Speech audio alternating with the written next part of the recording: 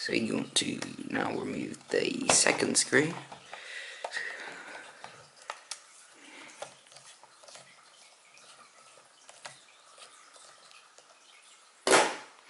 And now you unclip the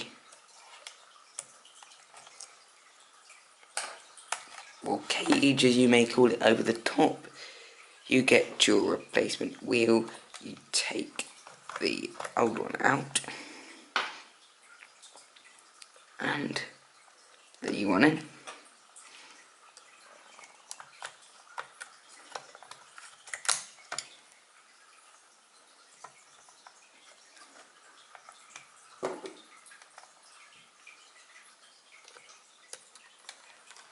And then screw back up the screws.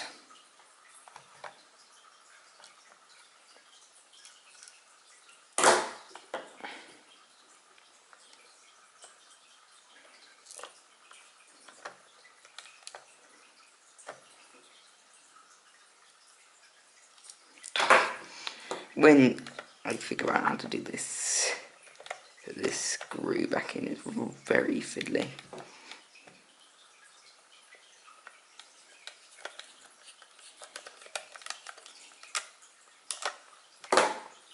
And that's it done. Just change the wheels on the train. That's all it takes. Right, so here we are at the testing stage, and I hope all goes to plan.